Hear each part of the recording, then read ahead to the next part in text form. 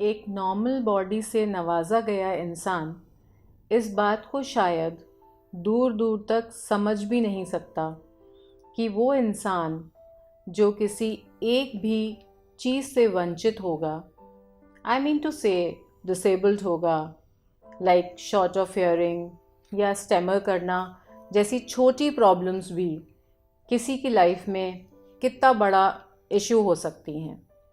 तो आज हम बात करेंगे एक MND के पेशेंट की कम्युनिकेशन के इश्यूज़ के बारे में।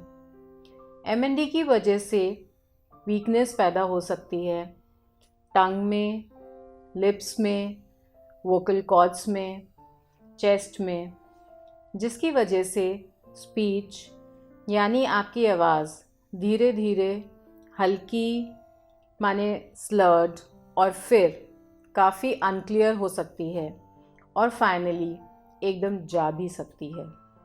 ये इसलिए हो जाता है शायद क्योंकि MND आपके सारे मसल्स को अफेक्ट करता है, तो वो आपके सारे जेस्चर्स और फेशियल एक्सप्रेशंस तक बदल देता है और उसे कंट्रोल में ही नहीं रहने देता है।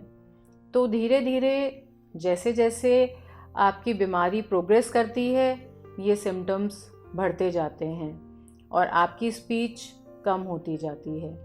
पर हाँ, हमारे पास कुछ टेक्निक्स एंड कम्युनिकेशन एड्स ज़रूर हैं जो हमें हेल्प कर सकते हैं, जो अभी हम डिस्कस करेंगे। आप इन ऑप्शंस में से चूज़ कर सकते हैं और कुछ नया भी सोच सकते हैं। वैसे तो बहुत मुश्किल है इस डिज़ीज़ के प्रोग्रेशन को समझना। आई थिंक जैसे जैसे ये आएगा आपको इनको मैनेज करना होगा। एक पॉजिटिव बात यहाँ ये भी बोलना चाहेंगे कि MND के सभी वेरिएंट्स में आई थिंक स्पीच प्रॉब्लम नहीं होता है। Also every MND patient is different, सभी के पैटर्न्स ऑफ वीकनेस भी अलग अलग होते हैं। जितना हम समझते हैं आई थिंक जहाँ पर अपर मोटर न्यूरॉन्स का इन्वॉल्वमेंट होता है वहाँ शायद स्पीच इफ़ेक्ट होती है। स्टार्टिंग में हमें ये आभास भी नहीं होगा कि स्पीच खराब होगी और शायद ऐसा हमारे केस में था। हमने रियलाइज़ भी नहीं किया था कि ऐसा होगा। बट यस, क्योंकि मेरे हस्बैंड के केस में बल्बर इन्वॉल्वमेंट वॉज देयर, तो वो कभी भी आपको दिख सकता है। तो प्लीज़ इसको सुनकर आप मन दुखी ना करें, बल्कि अपने आप को प्रिपेयर करें। Anshu,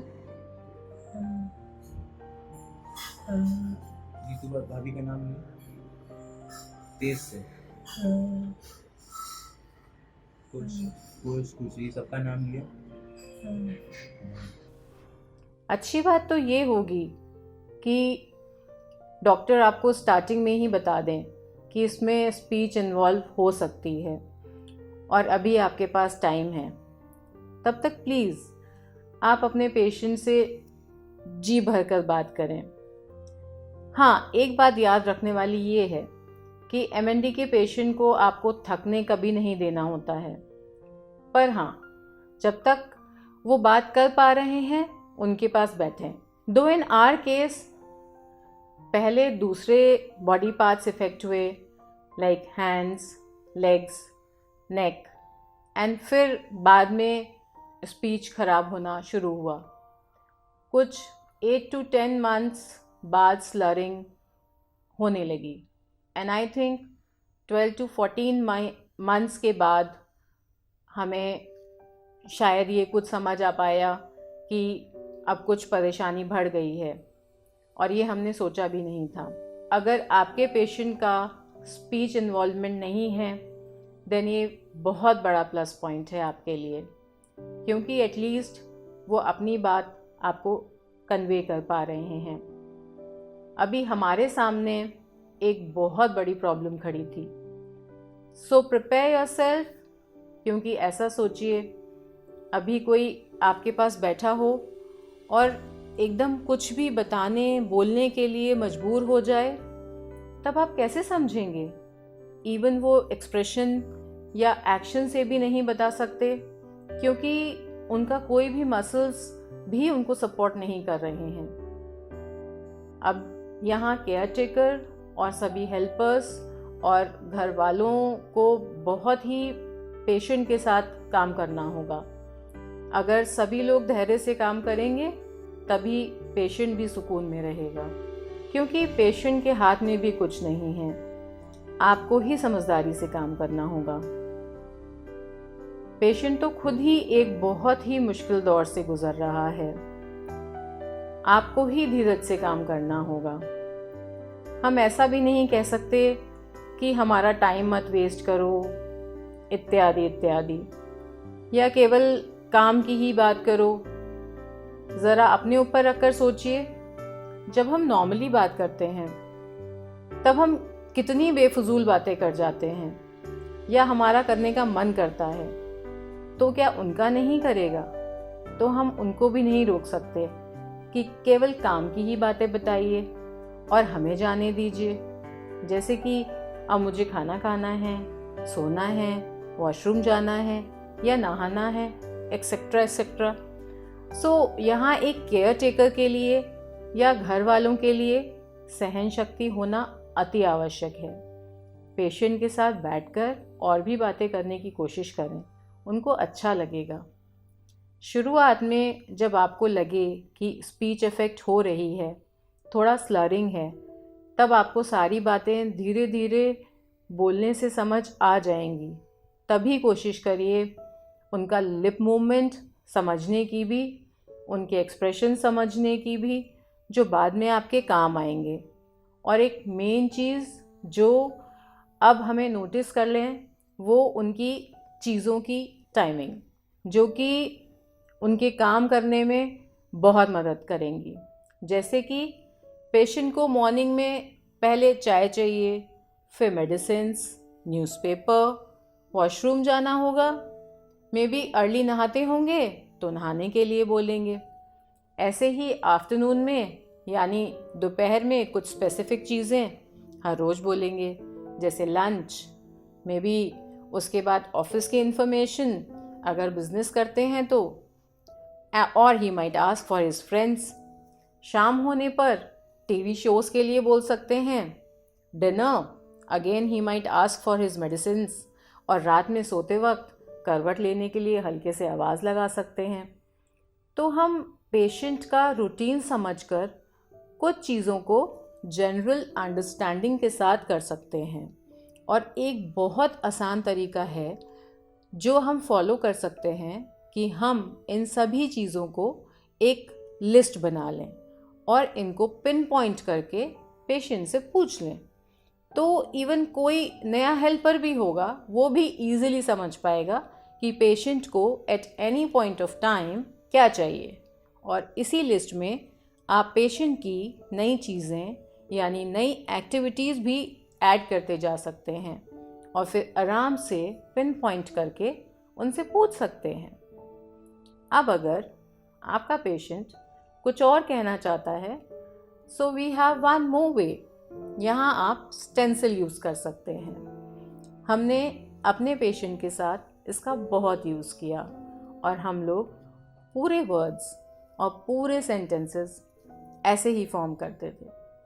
will give you one example just now. जैसे कि पेशेंट को अगर पानी चाहिए तो हम इस स्टेंसिल का यूज़ कर सकते हैं, बट पहले हम कुछ इंस्ट्रक्शंस क्लियर कर देते हैं कि अगर हम पहले पेशेंट को बोलेंगे कि अगर उनको हाँ बोलना है तो वो 2 बार अपनी आइज़ को ब्लिंक करेंगे, और अगर उनको ना बोलना है तो वो 1 बार अपनी आइज़ ब्लिंक करेंगे।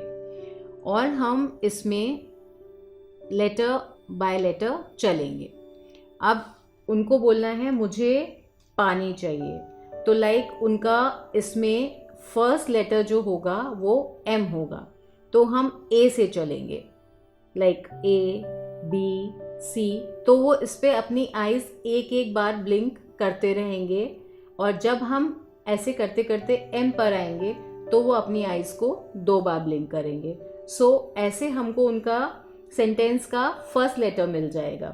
फिर अगेन हम ए से चलना शुरू करेंगे और ऐसे करते करते धीरे धीरे धीरे धीरे चलते चलते हम ऐसे करते करते हम यू पर आ जाएंगे, तो हमें एम यू मिलेगा। फिर ऐसे करके हम पूरा एक वर्ड बनाएंगे कि एम यू जे मुझे, एच मुझे, ई मुझे फर्स्ट आपका वर्ड बन गया। फिर आप सेकंड पे चलेंगे, मुझे आपको समझ में आया। फिर आपने बोला ओके मुझे, then second A B C D E F G, तो वो एक बार अपनी आइज ब्लिंक कर रहे हैं, H I J K L M N O P, तब उन्होंने बोला पी। ऐसे करके आप फिर सेकंड टाइम ए, फिर थर्ड आप आए एन, मुझे पानी, तब आपको समझ में आएगा मुझे पानी। जैसे ही उन्होंने बोला मुझे पानी, तो आप खुद से बोलेंगे ओ मुझे पानी, आपको पानी चाहिए, एंड ऐसे करके आपको समझ में आ जाएगा ओ इनको पानी चाहिए। So this is how you can make a whole sentence. ऐसे धीरे धीरे करके आपको इनके साथ सेंटेंसेस बनाने आ जाएंगे।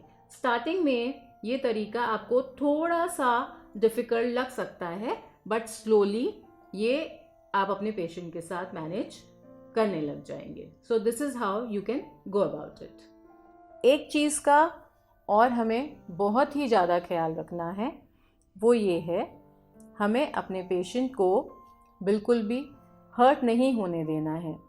सबसे पहले आपको पेशेंट को अटेंड करना है। अगर पेशेंट छोटी सी चीज़ भी बोले, फॉर एग्ज़ाम्पल कि मुझे कहीं इचिंग हो रही है, तो प्लीज़ सब कुछ छोड़कर पहले उन्हें देखें और पेशेंट का कोई भी काम बहुत ही सहनशीलता के साथ करें।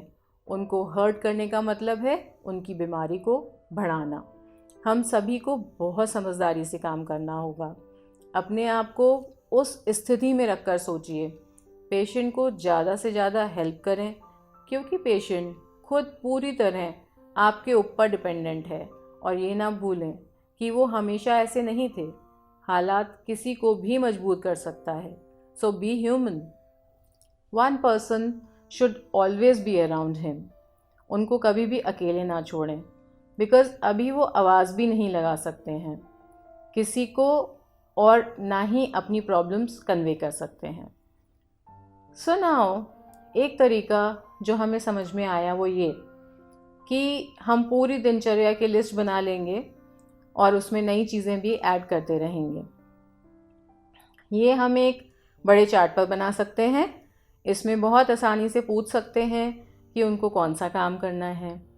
आप एक एक करके पूछें और पेशेंट से बोलें कि जो काम उनको करना हो उस पर वो अपनी आंख ब्लिंक कर दे। इस चार्ट को आप अपने रूम में, उनके सामने चिपका भी सकते हैं।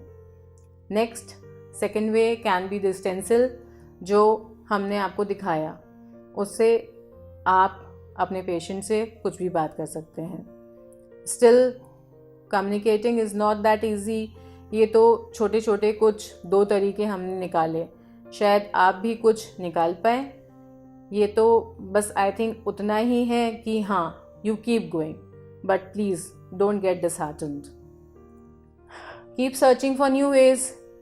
आप भी अपने एक्सपीरियंस से कुछ नया तरीका निकालें और आगे लोगों को भी बताएं।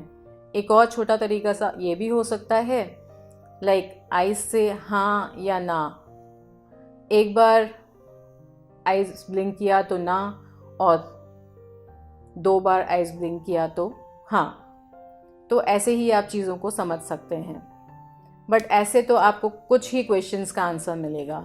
So only thing I can say is we need to keep the patient's spirit high as well as ours.